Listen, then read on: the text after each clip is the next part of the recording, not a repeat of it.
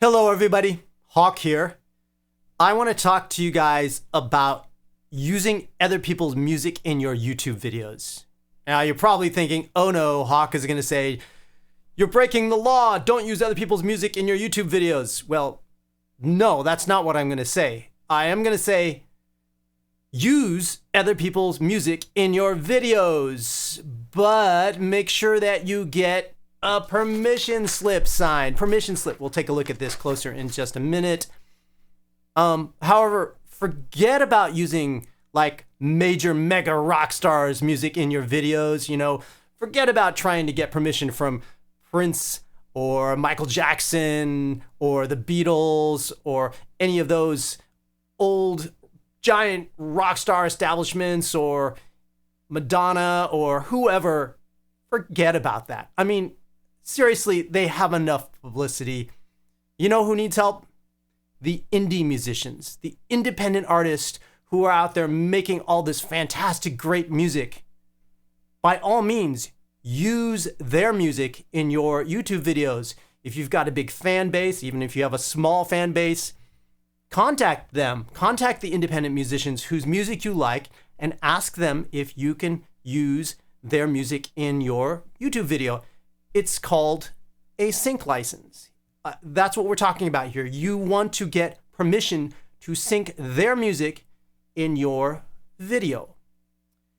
And, independent artists will get back to you. They will talk to you about it. If it's something they approve in terms of the content of your video, they're going to say, cool, go for it, because they want to get their music out there. It's mutually beneficial. So let's take a look at how that whole process works. Let's start by taking a look at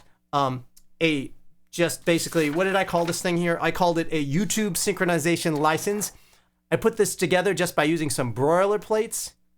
And, I'm not an attorney. Let me say that, right up front. I am not a music attorney. I don't have a law degree, anything like that. But I mean, it's pretty simple stuff. It's basically asking somebody for permission. So let's look at the form that I have some of my indie artists sign when I sync their music into my videos. And then let's look at the process of the content ID that happens when your video gets flagged and how you can clear that so that you can monetize your video and that they're not taking all the money from your video. So let's do this. So here is a little YouTube synchronization license that I put together. And I actually pay my friends, my indie artists, a little something. You should pay them something. It could be $50, $1. This one's $1. I clearly state my YouTube channel, my YouTube name. I talk about the name of the song that's being used and what video it's going to be used in. This license is granted just to sync this song to this video. That's it. It's worldwide. It's perpetual, but it's just for this song. One use of this song in my video, in one video. That's it. Nothing else. And all the rights and the permissions and everything of the video are mine, but the song is still owned by the artist. And yeah, it's one page. It's pretty simple stuff. So this is how it happens. Let's take a look at what happens when you upload that video. Oh, I should mention to everybody, make sure that you've got this planned out ahead of time and that you get your little sync license signed before you start putting the video together, because I have had a situation where something happened to the artist and they didn't sign the paperwork or they couldn't sign it in a prompt fashion, and that's no fun for anybody. So get this paperwork signed up front and then you can go on with your production of your YouTube video. So the first thing that happens here is that once you upload the video, YouTube will use its content ID and flag the music in your video as belonging to somebody else. And in this case, here it is right here. The song was Real Madrid. It was in my video Ozone versus Lander. and it was claimed by CD Baby. So it wasn't claimed by the actual copyright holder. It was claimed by CD Baby. CD Baby is the company that distributed the music for my friend's band, Merge. The band is called Emerge, and the song is called Real Madrid. So I can view the claim details here. I click on this, and it will take me to a page that will look similar to this.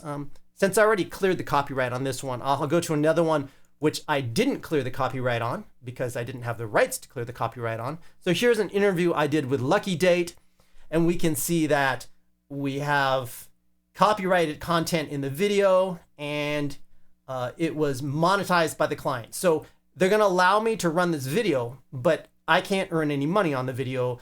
The person whose song, and it doesn't matter how long that song, it could be like a 2-second snippet of that song. If a 2-second snippet of the song that's owned by somebody else is in that video, then they get to monetize your video. So for better or for worse, that's how it works. And you can see that, let's see, I have about a minute playing, 1546 to 1644. The label says what the label is, and it's monetized by the copyright holder. So obviously I didn't fight this because it was just an interview with Lucky Date, and I didn't, it wasn't anything to fight. I used somebody else's music in it, and it's cool. They let the video play. It's good publicity for Lucky Date, and but if I did want to dispute it, this is where you do it. File a dispute here. So once you click on that, you file the dispute, and I had my little document, my little YouTube synchronization license. I attached it to the dispute. There's actually nowhere in the dispute to actually attach like a little PDF document or something. So what I did was I attached, I put my document into Dropbox, and then I created a link from the Dropbox document and put the link into my claim dispute. And then I got this email back about my dispute, and it says here, the following claim on the video Ozone versus Lander, blah, blah, blah. And here it is. I've disputed the claim. So, and it says here who made the content ID claim. The copyright claim is CD Baby. CD Baby has up to 30 days to review the information you provided and take action. Amazingly, and I guess because I had the paperwork straight and everything, CD Baby got back to me within 6 hours. I was mind blown. 6 hours. I've never seen anything like that. So kudos to CD Baby. Kudos to YouTube for making sure that the content ID system works. And then, CD Baby for going, yes, this is good. The author of the song signed the document, and we're going to go ahead and release our copyright content ID claim on this video.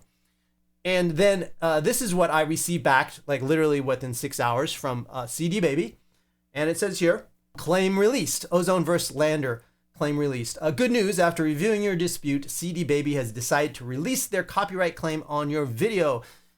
And so what that means now is that I can now monetize my video, just like I would monetize any normal video.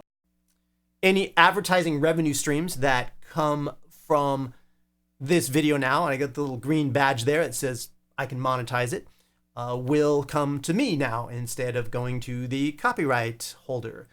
So that's it. I mean, and I can't say strongly enough that we're all in this game together, especially us little guys. So if I've got a cool video that you're working on, you need some music for it, reach out to some indie artists.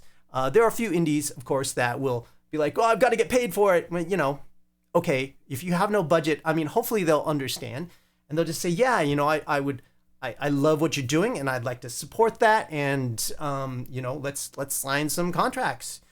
So just for that video, again, the music is just being used, synchronized just to that video, just for that usage. and you as the person creating this content have no rights to that music. You only have the rights to the video, and the copyright holder of the music is giving you their gracious permission to synchronize it, to use it in your video. So that's been my take and my experience with this whole process. I just really wanted to share that with everybody because I've seen other YouTube videos that are just like, oh, don't use other people's music, blah, blah, blah, don't do it, because it's a pain and it's a little bit more hassle, but I think it's well worth it. And it's well worth it because it's helping all of us get the music out there and get the content out there. And that's what we're doing, right? So I hope you find this video helpful. And if you do, please remember to subscribe. And maybe if you're feeling inspired, pick up a music producer t-shirt or a mug. The links are below, and I'll see you soon. Ciao.